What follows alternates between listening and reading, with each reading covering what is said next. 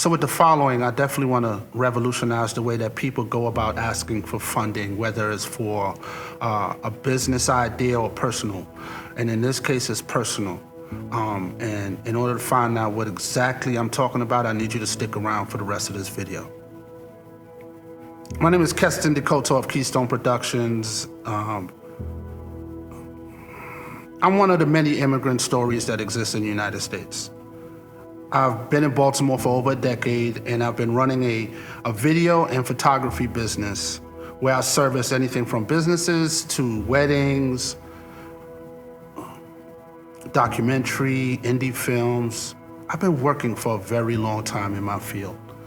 And honestly, today it dawned on me that that same timeline has been in alignment with the birth of my daughter, who's 10 years old. Many people who know me and see the work that I do in the community, because me and my wife wanted to be here today, but my daughter's condition makes it very difficult for either myself to be away and my wife to be away at the same time. My daughter's on the spectrum. She has autism.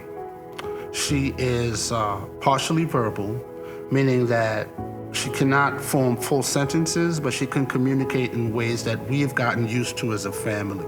The first time I saw autism, I never forgot it. I was in New York at a pizza shop, and there was a plastic canister, and it said autism awareness. I had no idea what they were talking about, because I just heard the word autism for the first time when my child was about 3 years old, and I didn't know what it was. It was a foreign concept to me.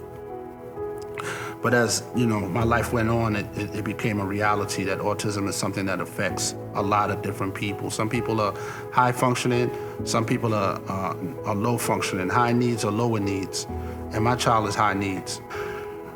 I represent a sector of the country where families that are privately dealing with children with special needs are very isolated.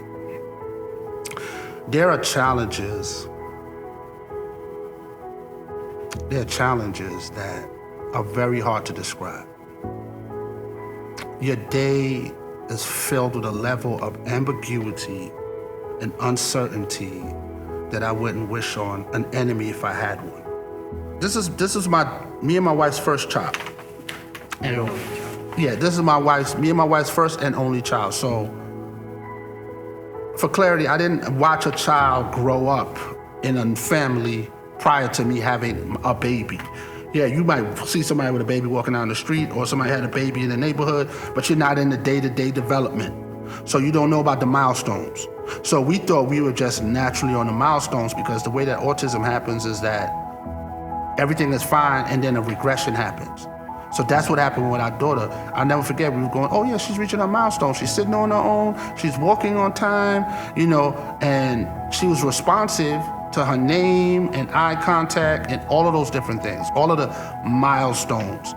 She just wasn't talking, and we always used to say, man, we can't wait till she starts talking. I never forget that, because we're gonna do this, we're gonna go here, we're gonna have this experience, that experience, when she started talking.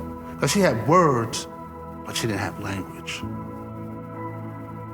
And the language never came. So you wouldn't want to imagine that for your own child. Now, I never forgot, the speech therapist said to us, your daughter doesn't have the ability to reflect on her morning, to say, so what did you have for breakfast? Oh, I had muffins, sliced bananas, some orange juice. Her day is in the moment, at the moment, in the now. So to discuss the future with her, I can't.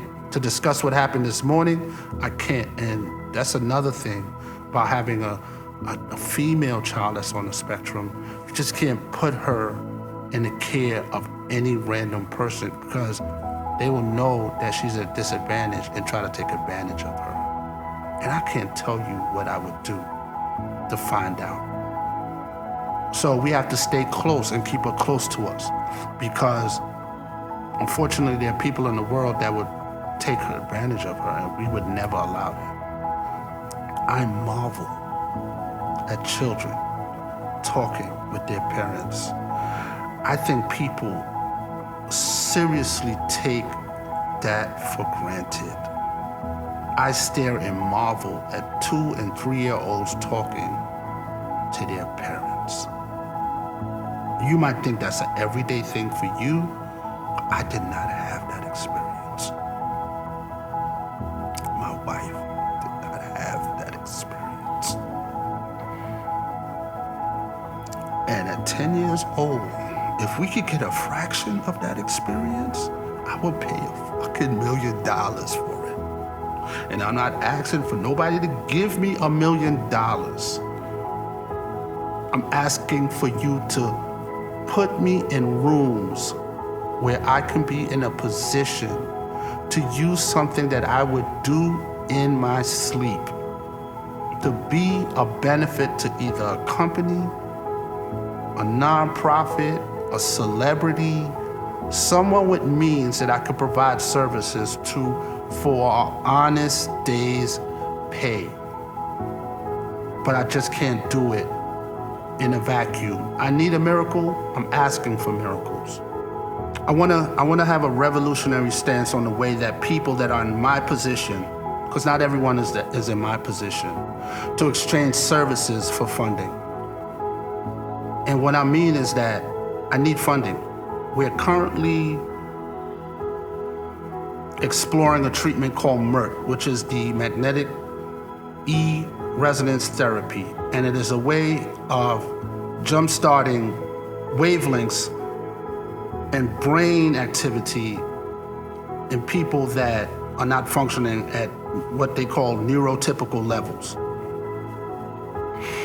Right now, the FDA has approved it for people in the military who are dealing with traumatic situations where they are crippled by the trauma that they experience in war. And MERT has helped them transition through that. And I'm gonna leave links in the description so you can understand the science of MERT, because from a layman's perspective, it's gonna take me a long time for me to explain it, and that's not what I'm here to do. But we are practicing MERT, as you can see in the videos that are probably on the screen, and that treatment is $8,000. They recommend actually 6 weeks, which is $12,000. And right now we are in a position to pay the $8,000, but like many Americans who on average have $1,000 in savings, once that money is paid, because we're doing any and everything for our daughter. I know, and I'm gonna look into the camera with this one, I know you would do the exact same thing if you were in our position. Everybody knows that your children represent your hopes and dreams of your future, and with our child, it's our only child. And we live in a very unique dynamic situation where we're not only isolated by her condition, that's not her fault, right? We're also isolated by the fact that we don't have an extended family that is present. So my wife has her mother. She recently lost her father. The work is very difficult for a person handling a child that's on the spectrum. As a solopreneur, entrepreneur, I have a lot of personal responsibilities and day-to-day hats that I must and have to wear. And thank God I have a support system and people that I partner with and subcontract with, because without those people, I couldn't get some of the things I get done. And they're understanding because I personally and privately share those intimate details with the people that I work with. A lot of times companies and people that I do weddings for, whatever the case may be, they don't have an understanding of how difficult it is for me as a service provider to service from point A to point B. But I've found a way through faith to get things done. And I pride myself on getting things done. Now, many people might be watching this video and say, you've been in business for a decade and you're asking for funding? And this is something that I struggle with, because knowing that I am highly capable of providing extremely professional services, I'm doing it under a barrier and a layer of inefficiency, because I'm responding to the needs of my daughter 24/7. And other parents with special needs children understand what that looks like. So I'm managing a business in minute, small pockets of opportunity to execute and to deliver.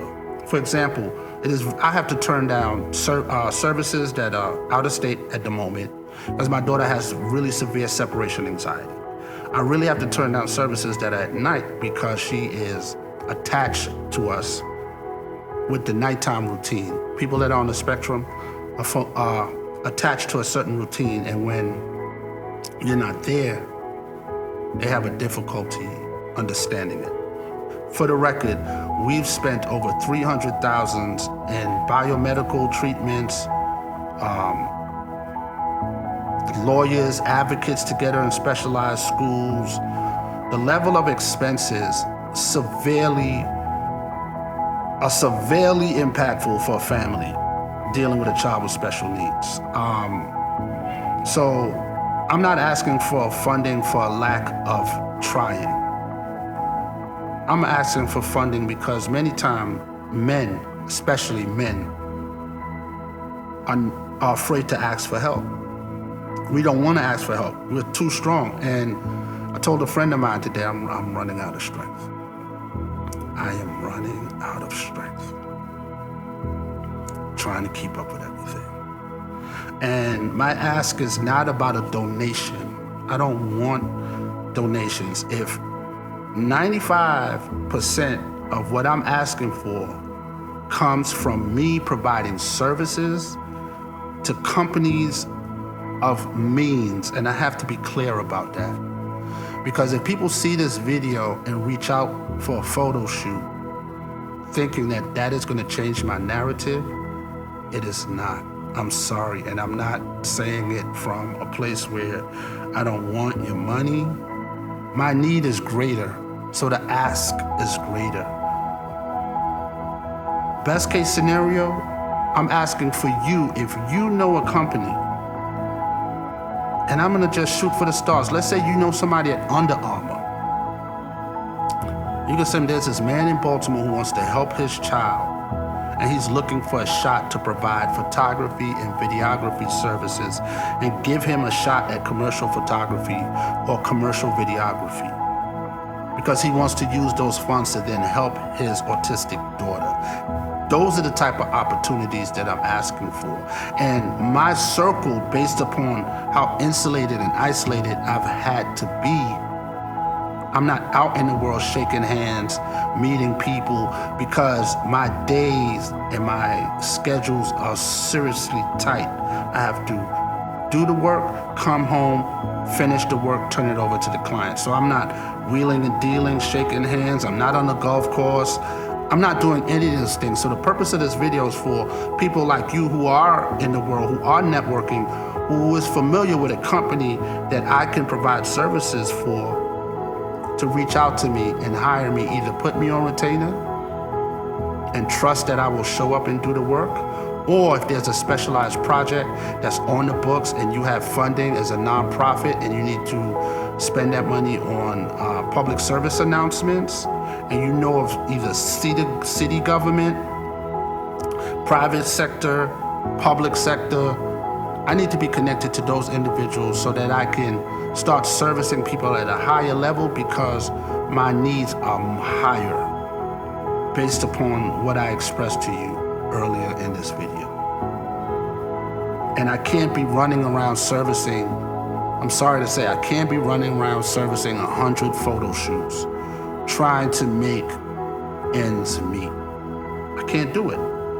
I can't do it in my normal business operations. So I'm not asking to do it now. I'm asking that this video serves as a testament of me wanting to do the work, wanting to earn those donations, and I'm not asking for donations. Yes, if it's on your heart to give a donation, I welcome it. But I'm a prideful person.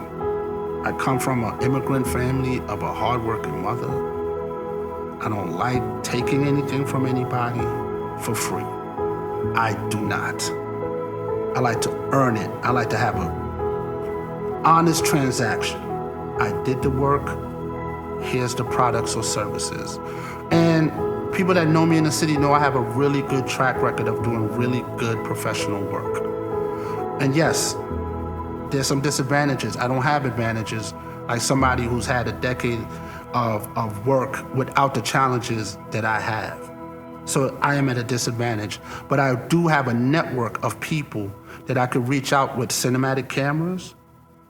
I'm blessed to be a part of a beautiful studio space in Baltimore, Maryland, where my partners could provide things such as festival staging, audio, LED screens. So my network knows and trusts me because I show up without the foolishness. Like I said, it has been very difficult for me and my family to be public about our child on the spectrum. And my wife has an organization called When Motherhood Looks Different. I'm gonna have the Instagram and the information about that on screen. Please follow her.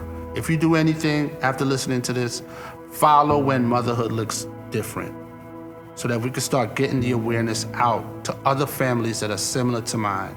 It's not about an African-American family or a Caucasian family, whatever the case may be. This is a problem that is culturally impacting people on a level that is undescribable.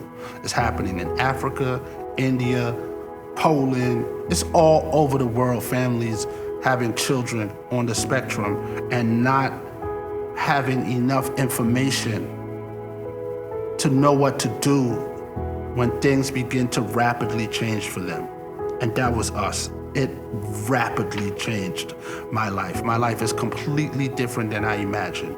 And it's different than the life I imagined for her. And I have hope that she can still have a life where she can have a beautiful life. A life that is not a death sentence. And that's what autism seems to be for some people, the way that they describe it in the hospitals. Oh, your child has autism, here's some pamphlets, have a good day. And that's not the type of support people need. They need something better than, oh, your child's on the spectrum. That's how they told me, that's how they told us. Oh yeah, your daughter has autism, oh, just have another child. I'll never forget that day. So in closing, I hope to go viral for the right reasons.